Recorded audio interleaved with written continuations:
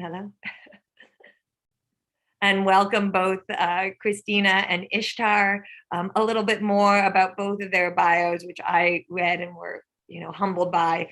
Ishtar has been working as a feminist activist and troublemaker in the field of social justice for over 15 years. She has a master's degree in anthropology. Her careers range from coordinating a radical feminist advocacy network for survivors of sexual violence to revolutionary sandwich making in her founding of Love and Revolution, an activist bookstore and sandwich shop and community space to advocate for the rights of sex workers in South Africa, as advocacy and human rights defense manager at the Sex Workers Education and Advocacy Task Force.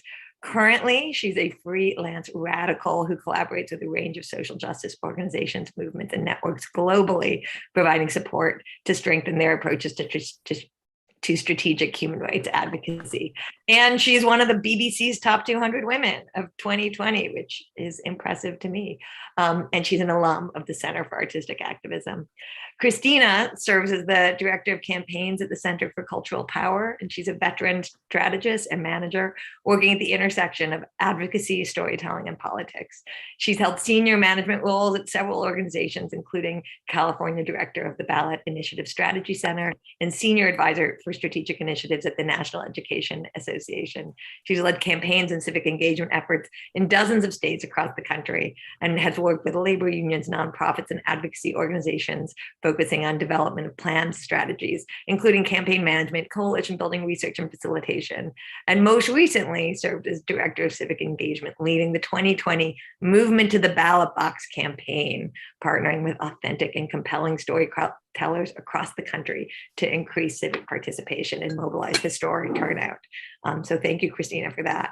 And she serves as the director of political strategy at the Center for the Cultural Engagement Lab. And with what? I keep hearing noises. And with that, I want to kick it off. Yeah. They each have really compelling presentations that they're going to be sharing with you, or insights. And then after that, we'll have a little conversation.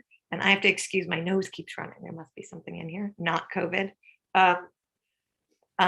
So from that, we'll have a conversation and then we'll open it up to questions from everyone. And after that, I believe we're going to have some kind of informal hangout post party. So that's kind of the run of show. Welcome. And with that, I want to kick it off to Ishtar, who I believe is going first. Yeah. Oh, thanks for that. I mean, that last bit of my bio, I think, is probably the thing I'm most proud of, is the alum for the Center for Artistic Activism. I think I should lead with that. But thank you so much. And thank you so much for inviting me to the space about sharing some insights about radicalizing the remote. I think I'm just gonna share a story rather than a presentation. And the story starts off with work that I do with an organization called Just Labs. And what we do is we work with human rights actors doing design thinking labs around strategizing out of the box solutions to kind of really sticky human rights problems. The format that it usually takes is we get amazing activists together who are working on a particular situation, be it the rise of populism in Hungary or the rise of Islamophobia in Sri Lanka. And we bring together a disparate group of allies from different parts of all sectors. So psychologists, artists, musicians, branding people, marketing people, comms people. And what we do is we try and workshop over a period of days, kind of what could be radical solutions to combating Islamophobia in Sri Lanka.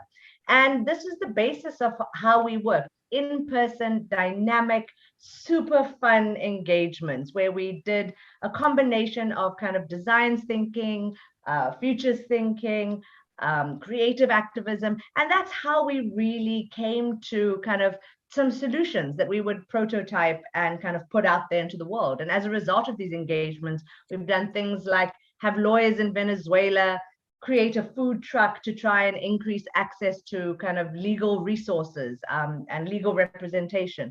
And for us, this was a formula that was working really, really well. We really enjoyed it. It built relationships. The amount of connections and friends that people made at these workshop spaces kind of lasted for years and years and years. And this was going well. And then 2020. And then we realized, oh, we can't meet. We have COVID now. We can't travel. Oh, we can't build the relationship. We can't do these dynamic, fun, in-person collaborative workshops. What do we do? And I think the first thing we did was take a step back, because the natural instinct was, oh, let's see if we can just copy paste it online. Let's just say, like, let's just take the agenda that we usually run as a 3-day workshop and see how we can splice it and copy paste it to run it in the online space. And maybe that will work. And so we thought, let's not do that. Let's just take some time and think about, what are our intentions? What are we trying to get out this space? What is the most valuable thing we value in this community? And how do we intentionally create it in an online space? And after a little bit of thinking, we realized one of the things that meant the most to us was that creativity that was sparked by bringing disparate people together. And then we were thinking, how could we be creative? Because like, we were being creative because we were making things, we had stuff, we watched things, like there was a lot going on, we had lunch with people, we were inspired. That kind of set the base of creativity. And so we thought, what really is at the core of enabling people to be creative? And what we realized was, a lot of it was trust. A lot of it was relationship building. A lot of it was creating a space where people felt safe to think about wild ideas and not feel judged. So that became kind of the basis of what we wanted to keep going forward, to how we were going to move our work into the online space. And so we thought, okay, what could this look like if it's something that really centers around relationship building, something that's fun, dynamic, creative? And so we launched a pilot version, what we became to call the Espresso Labs, which were a once-a-month gathering of people from around the world, all working in different sectors across the human rights spectrum. And we would play with a particular idea. And so some of the themes for these monthly gatherings were, we had one called Dance Dance Social Revolution. So thinking about how can we equate freestyle dance to kind of human rights practice and how we think about human rights. We had a session on hope-based communication, or through origami, like really odd things.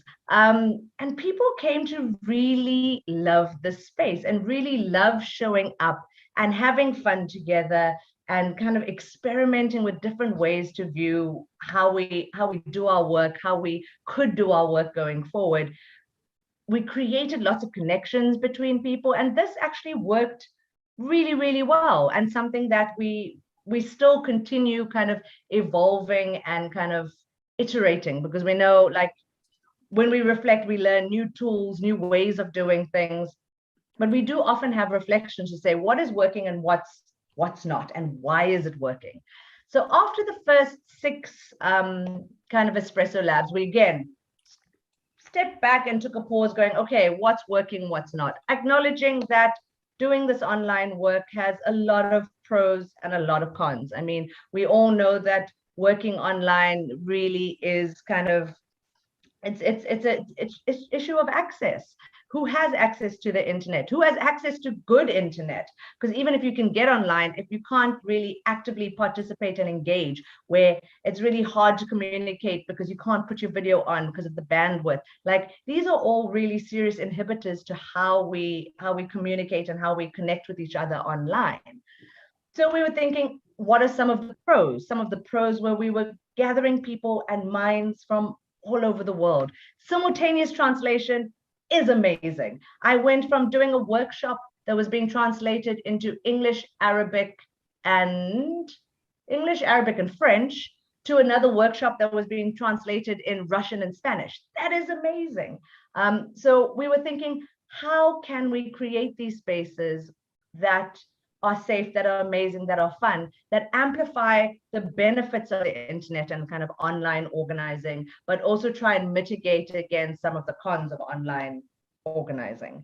And some of the lessons that we learned in this idea of relationship building and building trust, because I think in activist communities, we all know when we go to conferences, the best times are not actually the panels. We know the most connecting and fun is not happening during the sessions. We know the fun times are having like during lunch or at the after party. And so how do we create that online? And so a couple of things that we did and lessons that we learned from this experience was, the first one was be intentional. Like really think about, why are you bringing people together? What it is that you want? What is it that you want people to experience? Don't just bring together people for the sake of bringing together people, because then the energy will be low, people won't connect, everyone's cameras will be off. It'll be like, why are we here? This could have been a WhatsApp, this could have been an email, this could have been a voice note. So really think about that. I read an interesting article where they say it takes 3 times longer to design an online engagement than it does an in-person engagement. And that for me was like, whoa, okay, that's really something to think about, of like, how do I intentionally design for online to make sure that people feel included, that make people's voices feel heard, and to build those relationships. Another thing I really learned was, how do we build connection and relationships? What are the things we can do? Because an hour in Zoom time is very different from an hour in real kind of in-person time. What we can achieve in an hour on a Zoom call versus what we can achieve in an hour in an online call is very different. And so how do we kind of jumpstart that relationship building so people come in and trust each other and are keen to play and are keen to get creative? And small things that we started doing. So for example, before sessions, we would send a very short fun form out to all the people that are going to attend, with just asking them some questions about their favorite songs, or a story, or send a picture instead of the normal headshots, boring headshots with like that, but a picture of them doing something they love. And what we would do is get it designed into something beautiful to look at, and we'd send it to all the participants beforehand with a playlist of like all their favorite songs, so that by the time they show up to the meeting, like they already know that there's someone there who likes hiking and someone else who has a favorite song than them. And so for us, it seems like really small things, but it went so far in making sure that when people turned up, they were in the right frame of mind, they were ready to engage, they were ready to connect. And we started trying to kind of intentionally put in ways to kind of mimic that fun cigarette break time that you have in meetings, or lunchtime connections that you have. And so that's like one of the things we did. We're really intentional about our check-ins and the check-in questions. For us, check-ins are not just a, how are you feeling, 1 to 10. Like check-ins are part of what you're trying to achieve in the whole session. It's not just a token thing that we need to do. We need to think consciously about the kinds of questions we're coming up with and why are we wanting people to be there. And to learn from others. And this is something that I am just learning more every day. I mean, to be fair, I'm a bit of a troglodyte when it comes to technology. If it were up to me, I would throw my cell phone in the ocean and people could only communicate with me through like handwritten correspondence. This would be my dream. But failing that, and failing now, we must do these things. It has behooved me to start conversations and get to know people in technology spaces who are like way more advanced than me. And so this is also a good lesson, is that what we're doing now works, but it's not going to work for the next 6 months. Things are moving, things are always evolving. So also don't get too stuck in how you're doing something, in a format for a particular campaign, or a format for a particular engagement. What works well now won't work well in 6 months. So really spend a lot of time reflecting and thinking about what is at the heart of what you're trying to achieve, and how can you really think deeply about the experience that people have. Because I think at the key for me is the relationships. I think I'm here because of my relationships with the Center for Artistic Activism. I have that relationship because of a space that they created where I felt that I connect with these human beings. And now it's many years later and we're still showing up for each other. And so for me, it wasn't the content that brought us together, it was that relationship. And so for me, it's really thinking about how we can continue doing that in our online spaces to make sure that those connections hold, because I think that's what makes any movement strong. And that's my little 2 cents. Thank you so much. There's so much to chew on there, and we will chew on it after Cristina presents as well. Then we'll be able to have a nice conversation about this, but so much there around creating community in this new world. I mean, COVID really did kind of hurl us into the future in a very interesting way. And I think those of us that do really enjoy the physical world and human relationships have had human physical relationships have had to kind of adjust to, right, in a way that perhaps the generation coming up more easily adapted to. But before we start this conversation, Cristina, I'd love to hear your presentation. I was just taking furious notes with my pencil. I'm still a notebook writer, sketcher, but yes, but I will, like, full disclosure, I'm going to show you something on video at some point too. So blending the adaptability that we're all talking about. I love seeing people's notebooks pop up. Yes. But yeah, as Julie said, and Center for Art Activism, just so excited to be here to talk about this topic that we've all been, engaging with and struggling with. And for us, at the Center for Cultural Power, coming into this, it's sort of this dual challenge in my role of creating points of engagement for a broad audience and activists, as well as the role of artists in this sort of more remote space and that engagement and that community. My first day at the Center for Cultural Power was the first day of sort of the official lockdown in the Bay Area. I live in Oakland, California. And so I actually that morning was like, are we still going to do this? Like, I came in sort of to run our civic engagement work. And I did think, because I know how the world works and how funders work, I was like, it's okay if you want to put pause, because we literally don't know what's about to happen. And for those who know, Fabiana Rodriguez and the team over at the center, they were like, yeah, I mean, let's go. So this has been my experience with many of my colleagues since March 2020. We have had opportunity to meet in person, but as we continue to onboard and bring folks on, sort of this is the reality in our organization now that we were born into, if you came in after March 2020, but all as artists and an organization that used to do so much place-based gathering and so much place-based activism and public art, and using that, it definitely was a challenge. And as someone, for me, as an activist and organizer in politics, also talking to my colleagues who suddenly couldn't knock on people's doors, suddenly couldn't engage people in their neighborhoods, right? So how we balance those two, and it was something that artists were experiencing, not just in their craft, but like the whole world, right? In my own lifetime in the US, this is the first time I've experienced something like this. And that's where we operate. So do excuse a little bit my very US centric examples, because this is where the center does our work. But so it was that challenge, that dual challenge, but also the opportunity and need for artists and storytellers and creatives to help us imagine a different world and imagine what was different and possible and what we needed. As we all know, COVID exposed here in the US all of what many of us already knew, but just our broken systems around healthcare, social safety net, the inability for people not to work if they were sick because they didn't have paid sick leave, the number of artists who were out of work because productions halted and stopped and they couldn't be on set, poets who couldn't do spoken word, musicians who could no longer go on tour, and then the whole community of creatives and culture makers that surrounds all these productions that also weren't working, right?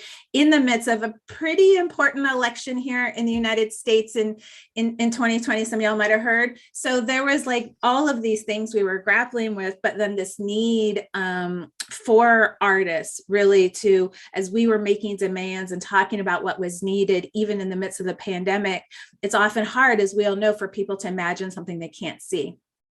And so we were really, I felt like it was actually a moment to really center culture and artists in the value and just sort of that fabric that was needed, and then bridge that to sort of the civic engagement work that I was in the midst of, as folks were thinking about how are we going to engage voters that we can't even meet in person and build community with. And it really helped us also focus on this conversation around care that we'd been wanting to have, that many people had been working around shifting a narrative in the US from hyper individualism to a worldview that emphasizes and centers care and collaboration and interdependence. And COVID, sorry, my dog just came in. She does not like Zoom. So she's like, you're on a Zoom again. Sorry, she just popped in. But that also this, like, how we create communities of care in this digital world, in a remote world, and thinking about, you'll get to meet the dog in a second, I just heard her shaking.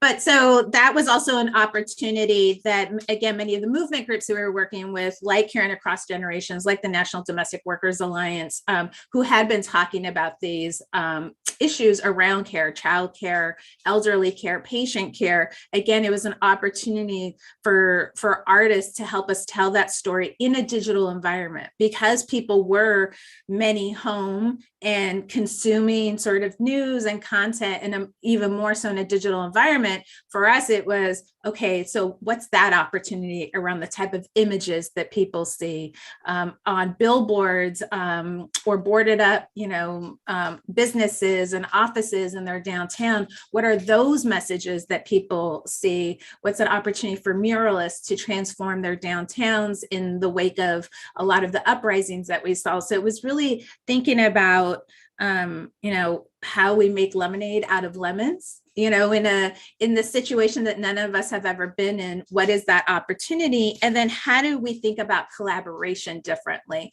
So for us, we were thinking about, yes, the Love Someone's Like Mutual Care Committee.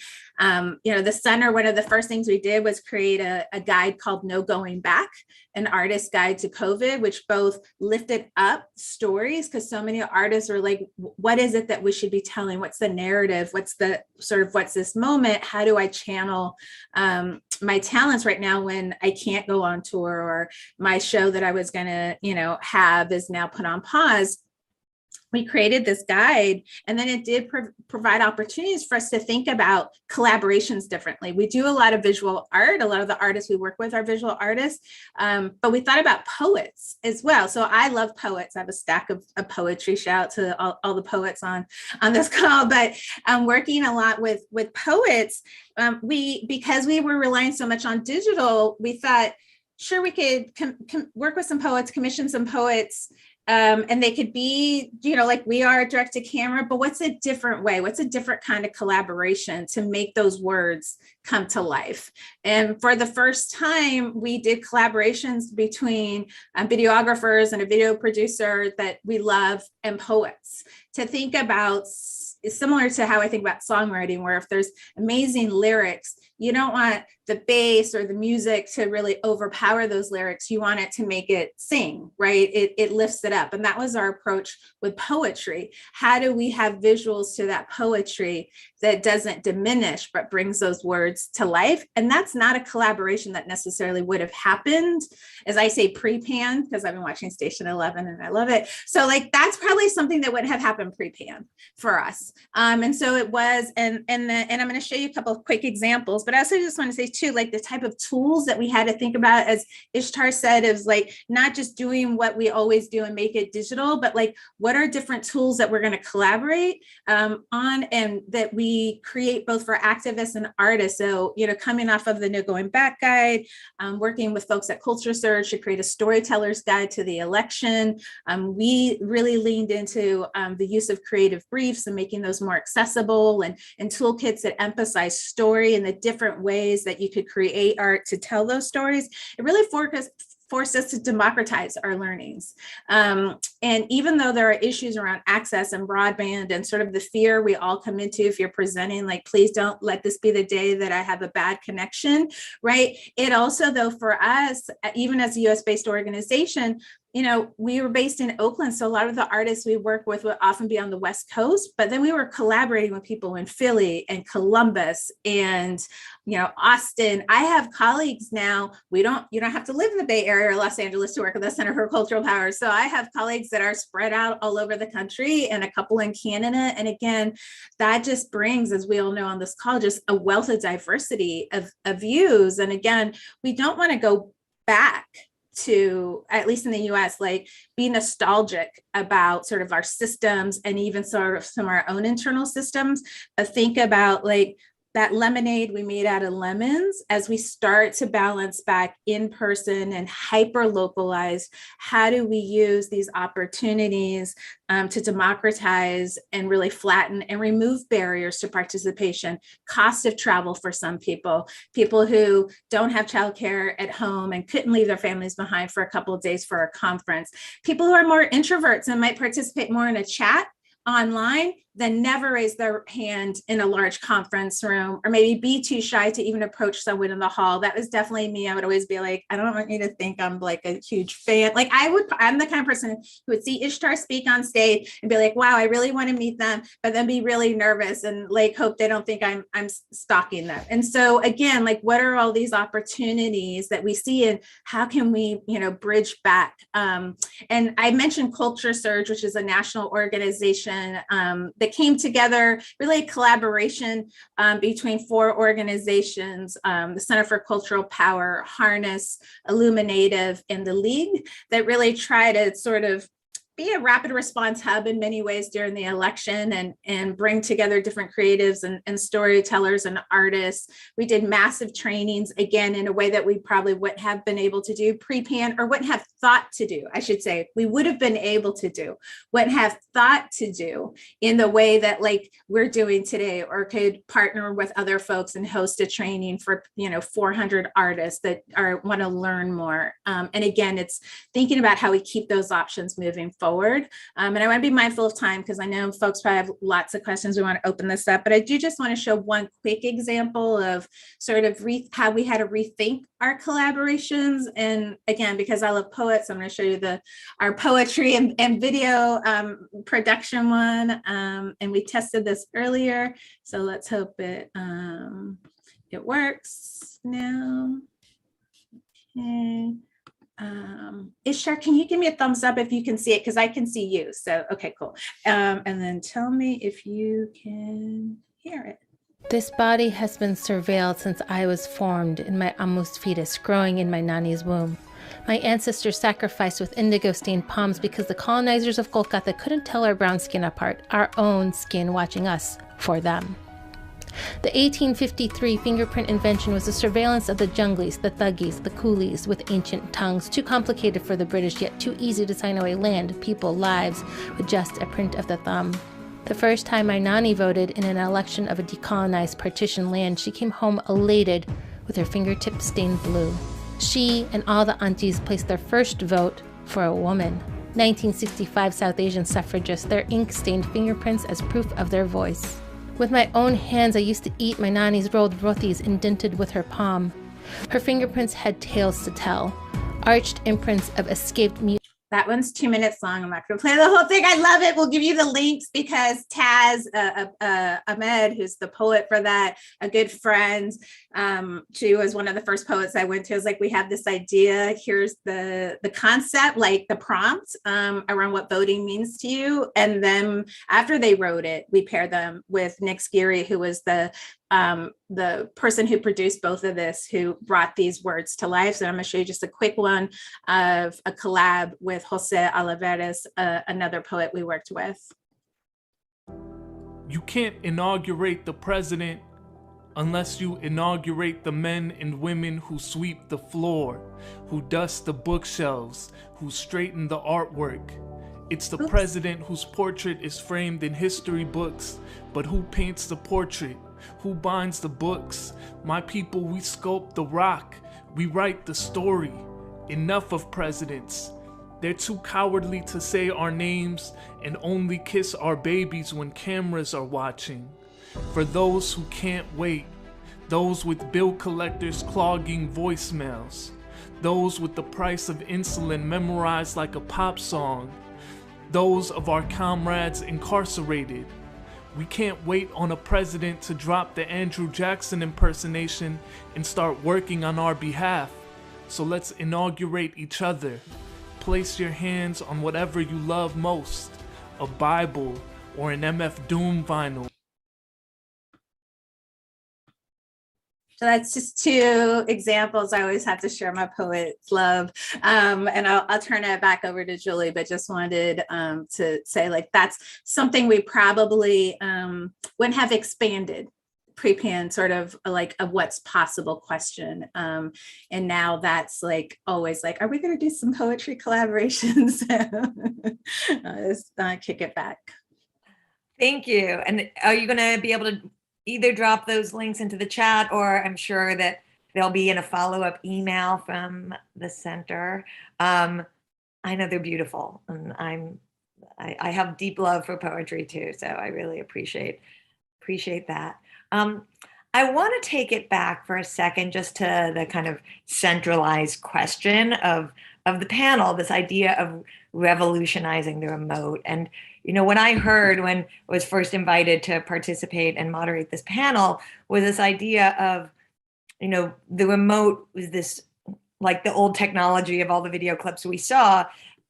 We moved from a digital screens or television screens being something that we consumed and were performative, right? And remote was the only power a viewer, spectator, audience had, right?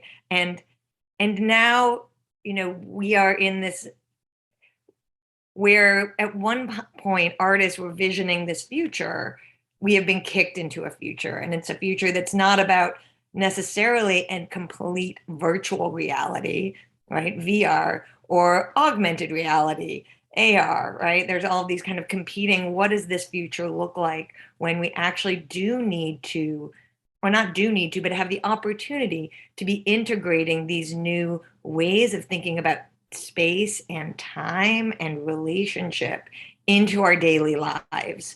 And where we were on this trajectory anyway, COVID advanced us by 10 years, 15 years, who knows, maybe just by a year. I don't know. So with that, and knowing that artists and activists and culture creators are these people that are visioning the future and thinking about how are we taking these challenges that we're presented with today and saying, we see a better place, we see a better plan. How are you thinking really about what you want to take with you now into this, into the opening, into the post-pan world, right? Knowing that we need to balance this, and what learnings are you I know Ishtar, you gave us some great bullet points, but I'm going to offer, like, in this new kind of hybrid world, what are the things that you really want to hang on to in the hybrid world, and what are the things you're kind of happy to say, what, this was a time, and now I'm excited to get back to this other thing.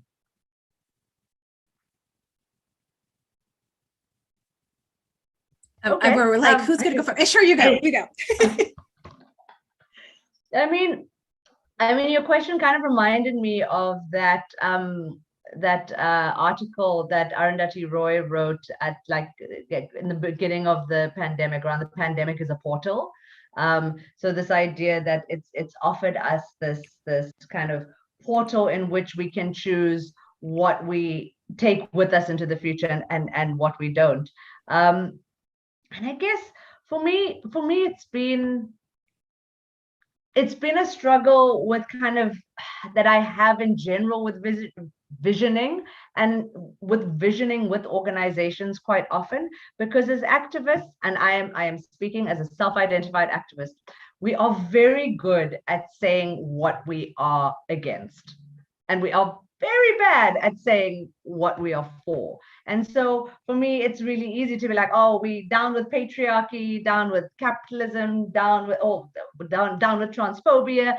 But like, what is this world that we want to create, and how do we describe it? What does it look like? What does it feel like? What does it sound like? And this is, I think, where the realm of the artist is. I mean, I myself, I don't know whether I would identify as an artist, but I come from a very artistic background in terms of my parents ran a theater, a theater during apartheid that kind of, they got arrested a lot because they were putting on a lot of struggle theater.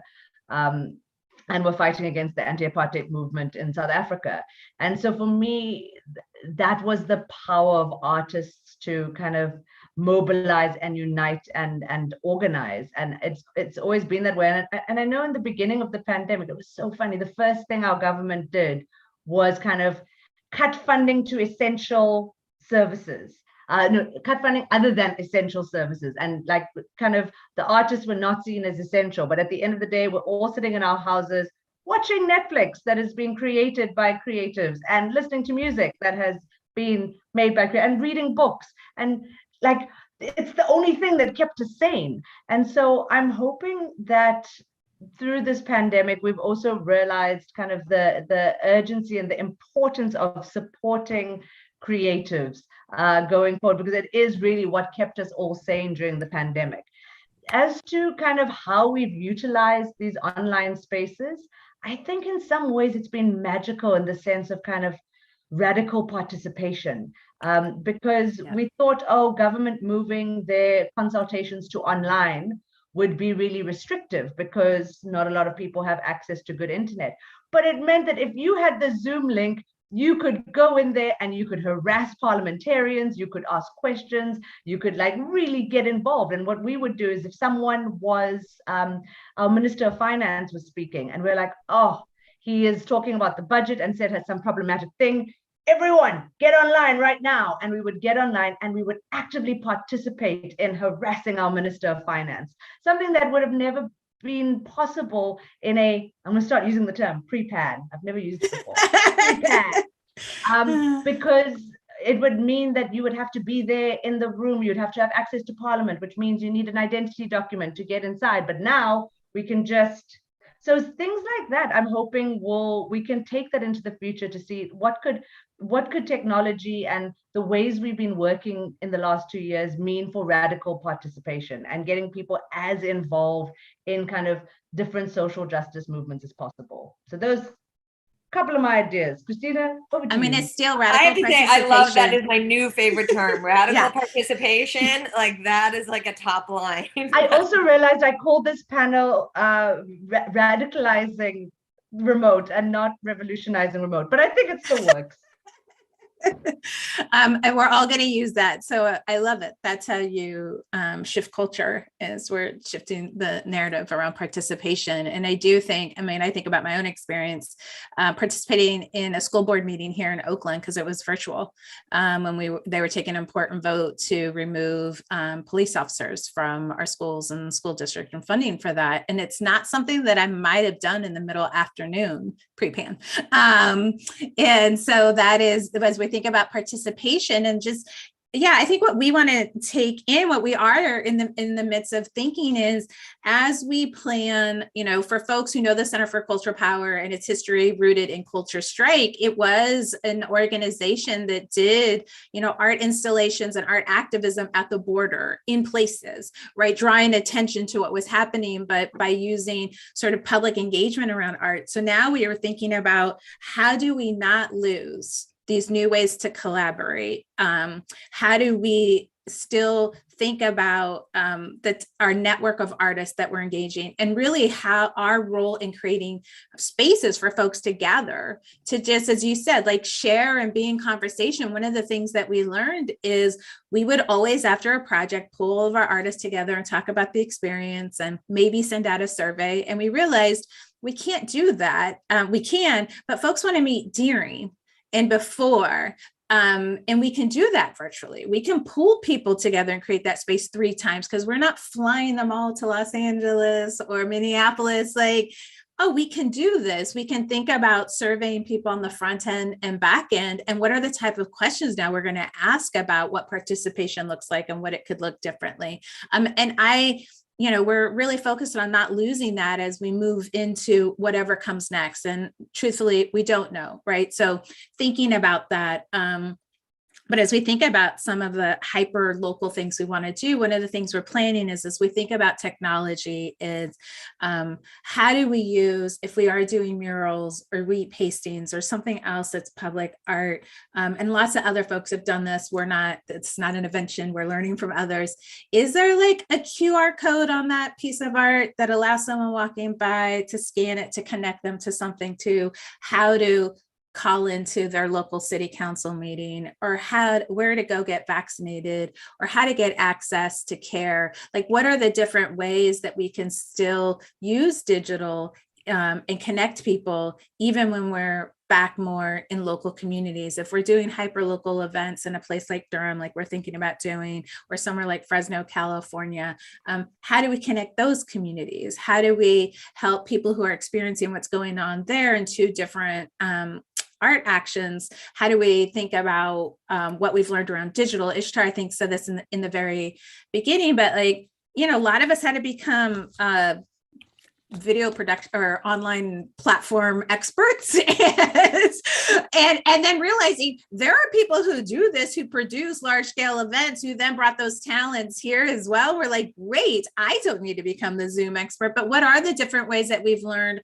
around the different kind of platforms and technology to not assume? I think sometimes there's this unseen labor that happens even in our work that we assume is easy, that people who produce things like this and other panels that we participate in that do require a lot of planning.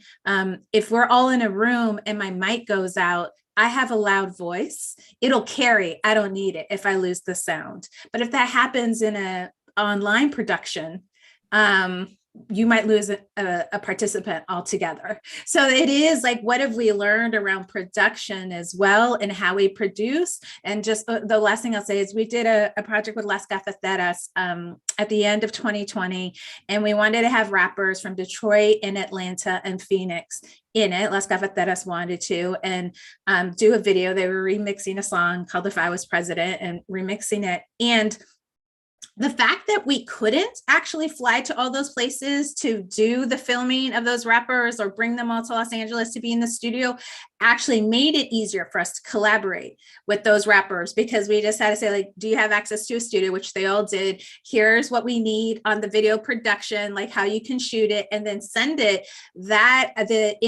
If we had a plan to go be in all those places, that probably would have taken about 2 months. But the fact that that wasn't an option for us actually meant it happened in about 3 weeks, because everyone was on a parallel track in their city. So again, thinking about these opportunities and what we've learned of what is possible, and carrying that over with us post what comes next in this evolution in this post-pan world. One of the things that you talked about, right, like doing a chalk drawing or a wheat pasting with a QR code, that made me think a little bit about, portals, right? How are we thinking about when we're talking about integrating physical and digital, or, this kind of democratization and of participation, radical participation. So where are the opportunities in public spaces to create portals to other public spaces or other digital spaces, so that there becomes kind of more of an ease of movement between these two kinds of spaces, these two kinds of realities, as we're going about our world, as we're engaging with art, as we're engaging with activism. So this is not to kind of lead into another question from me, because being mindful of time as the moderator, it also is now time for questions from the audience. So I really invite people that I have other questions to ask and other conversation topics, but I really do want to invite everyone that's here, because this is really about how we radical participation. I invite you to ask your questions so that everyone can feel that they have their, the things that are bubbling up for you can be asked by these fantastic participants. Okay, Yeah. I see they're coming in. Okay, introvert. and I've been Julie and I writing to talked all about of them. this. I'm definitely a big introvert. From Herbert, I once at an anti-comp protest lost a cop, so we walked past them. I was tempted to shake their hand and say hi. Good or bad? I would say my perception is any human contact is good contact. Better to build bridges, but Ishtar, Cristina? I think depending on what you're trying to achieve and what the strategy is. And I was working with an amazing activist in Brazil, in Sao Paulo, who were coming up with ideas for a kind of anti-cop march. And what they ended up doing was making police dolls, like dolls that look like police officers, and salsaing with these dolls in front of the police. And this was their kind of like, look, we can dance, we can we are human beings, we can do, and that's what they wanted to achieve from their protest, and it worked beautifully. And I think for me, it depends on what you're trying to do. That will say I would say it's neither good or bad. Yeah, would be my answer.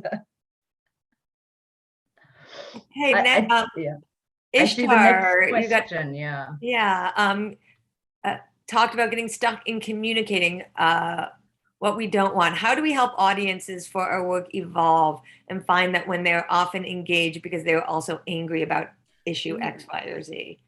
So I'm going to share the work of a lovely person that I do a lot of work with. His name is Thomas Coombs, and he has written this guide around hope-based communication. This is his website, and there's amazing work around kind of communicating and how we communicate our messages.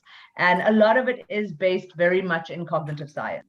And so he was doing the research. He was working, I think, at Amnesty at the time, and looking at their campaigns and asking people, what do you want people to feel when you communicate your message? When they see your picture, when they see your slogan, what do you want people to feel? And a lot of times, the answer to a lot of the campaigners and activists were, we want them to feel empathy. We want them to feel kindness and connection, and we want them to feel solidarity. We want them to join our campaign. But then the words and images that we're using were triggering totally different parts of the brain, like just science-wise, like how our brains work.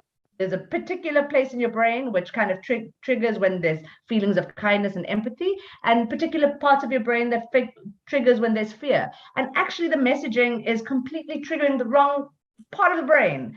And so how do we think about what we're trying to make people feel? Do we want them to feel afraid?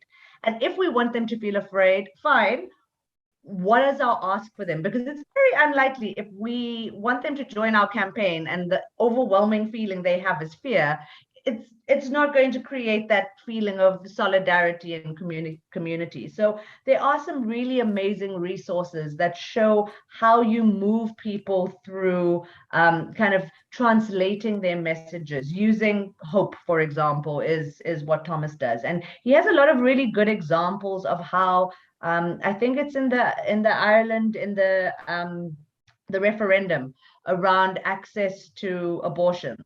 And so they completely changed their messaging tactics. So it wasn't around pro-choice. They didn't even talk about pro-choice. What they actually talked about was values and what it means to feel safe and what it feels to have access to healthcare. And wouldn't you want women in your life to feel safe and cared for and be able to access the services they need? And by doing that, it completely changed how people responded to the campaign. It also meant that people who actually don't agree with abortion would vote for the rights. So that was the big mind shift for people, because people were like, it's not about pro-choice or anti-choice, it's about care.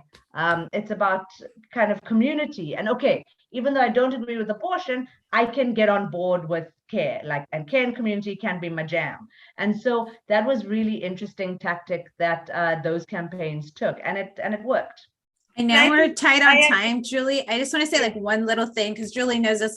we test a lot of our content, which has been very controversial with some of our artists that we work with. And what we say is we're not testing if it's good because all the art is amazing. It's testing around the emotional reaction, because this is key for us as a narrative change organization as well. What we're trying to shift, we believe culture is power and stories make up culture. And if we're going to see the type of policy shifts we want in this country, what are the type of emotions that elicit? And what you'll notice from both of those videos, and this is why we do storytellers guides and creative guides. We're not telling artists what to say or what to do, but we tell them what we've learned and what works when we're looking at having sort of an impact. This is around impact and art. And for us, we don't traffic in trauma.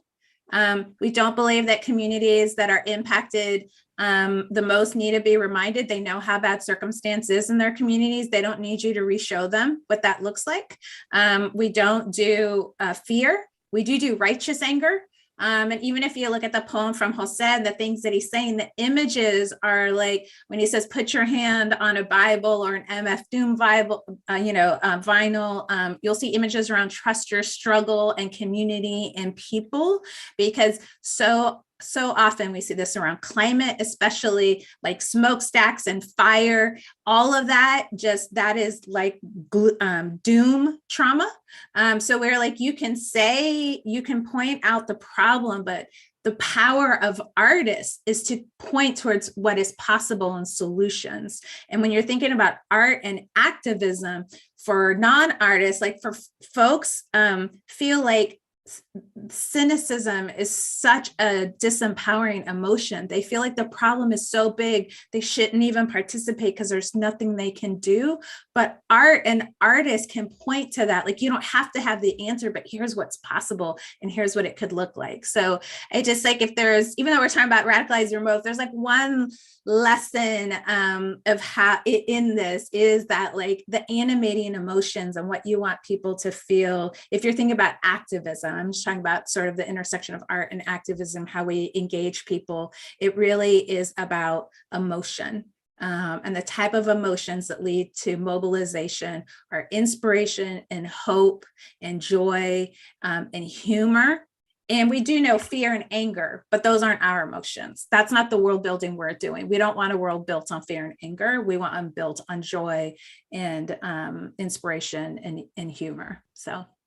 And I think that's a really great point, because, you know, we have our creative consortium at Wake Up and Vote, and, you know, it's creators from all over the country. And we were receiving so much incredible digital media work during 2020. And we really had to have these conversations with a lot of really talented creators, which was, we know you're working through your own anxiety, your own fears. Your art is a lot of manifestations of what's going on. And that does make really compelling and beautiful art. But is it something that will mobilize and inspire people? And for some artists, that's something that, you know, they can kind of move into. And for other artists, that's not where they're going to end up playing. And, you know, there's no value judgment on any of that, except then when you're thinking about art for activism, for a purpose, art for impact. And if you want to, you know, and what we were finding was art for impact needed to have that other component. You really needed to be thinking about your audience, who is receiving this, and what did you want them to do from that? And so yes, to, you know, kind of plus oneing on both of your points. With that, there's all these great questions in the chat, all of which I want to ask you both, but I also need to be mindful of time. And I think in the chat, I see Rebecca saying, ask all these questions, and Miriam saying, we need to wrap up. So with that, I'm going to But we do have Steve, and I will let him be the arbiter of what you want to do from there. We do have a little time for an after party. So that'll go for like 20 or 30 minutes if you can hang out. And also, I just want to say that the Center for Artistic Activism, like a month or two ago, we put out a book that took us 12 years to write, called The Art of Activism, Your All-Purpose Guide to Making the Impossible Possible. And a lot of the questions here, I was like, oh, chapter 9. So if you're if you're frustrated about the answers, like, you know, that is one of the easiest resources that I can point you to. But yeah, this is going to get loose and weird now. And if you have to go, it's okay. We wanted to make sure that the really important stuff was at the beginning, but that we could have a little bit of time to like hang out and like, unmute some people, let it get messy. So that's what we're Before going we to do. move into that, Yeah. Miriam, Oh, do you thanks, have a couple Rebecca. of things to finish with? Tell me what they are. Oh, the slides. Yes. I need the guide. So yeah, I do want to thank these folks for making this possible, the Open Society Foundations, and particularly Andrea Soares-Colombel, who's really supported our democracy work. But also, as they say on PBS, viewers like you, that the donations that we get throughout the year are really what make this kind of thing possible, because it's unrestricted and we can do experiments and try things. So all those contributions are meaningful, no matter how small. And someone will put a link if you were like all in person and you would buy us a beer right now or something, like you could throw some portion of that money our way. And next, we are going to have more conversations, and we wanted to see, we have like a bunch of different ideas, and we wanted to see what people were most into. So we have a Zoom poll that you can take right now and vote on a few that you would hope that we would do soon. So is that launched? Hey, there it is. So you can choose up to 3. And we'll just give you a minute to do that. So I'll talk through them a little bit. How do we know what works? It's basically like how we measure success in our own terms, not on like a funder's terms. Using humor when things are dire, how do you be funny and effective in repressive and difficult situations? In real life advocacy, so when we are back in person, or how we can do things in person, what are the best ways to meaningfully engage? Some tips and stuff there. The power of utopia, how to use imagined worlds to make the most effective, inspiring, practical campaigns. I think we talked a little bit about that today. The ability of artists to imagine what the future, and then, but not just to leave it in a dream world, and how to make it real. And then the last part is activism as social club. How do you have real fun and get things done at the same time? Because having real fun with people you like makes it far more sustainable. I think Ishtar and I could probably tell long stories about fun that we had while being very effective. So yeah, so whichever of these sound most interesting, don't overthink it. You can just click a few, and then we'll prioritize those as we go forward. So we have 66% of people voting. We'll give a little bit more time. Oh, Laura cheated and picked 4. Okay, all right. Yeah, there will be, these are just some, we have more planned. So so we'd love to have you back. Oh gosh, how did I forget this other thing that we're going to do next? That's going to be fun. All right, so we have 78% of people. Give yourself like another few, maybe 30 seconds to agonize over your choices. Wipe the sweat from your brow. If your hand stops shaking, and then you can pick a few. 84. All right, so maybe actually we'll just leave that open. But there's some leaders here emerging. And next, we have this forum that we created that some of you might be a part of, but if you're not, I'm going to share a link here. And this is a online forum where we've organized courses, like classes that we teach, and create spaces for people to communicate, but we're kind of opening it up a little bit more. So we call it the Salon. It's private in that you have to be invited like this to join. Did I put the link in? I did, yeah. And so it's not on the open internet. You have to log in to see things. So it's kind of meant to be a place where you can ask questions, like say, hey, I'm working on this. I'm kind of thinking it through. What do you think, before it's ready for the big wide world. And also, get more information and communicate with other people that are doing this work. So, and it's people at all levels, right? So beginners to virtuosos, and everyone is welcome. What's next? Yes, thank you. And there's, oh, and if you're not on our mailing list, you will be soon. So that's that. And Rebecca, did I miss anything? Miriam, do you want to, are we ready to start the chaos? Yeah, thank you for everybody that has to leave. We completely understand, but if you're staying, that's great, because we're hoping to just continue the conversation. And also just wanted to say thank you so much to Julie, Ishtar, and Cristina for such incredible insights, a really great conversation. Radical participation is truly like my favorite thing. So we're going to keep that going. And we are going to start the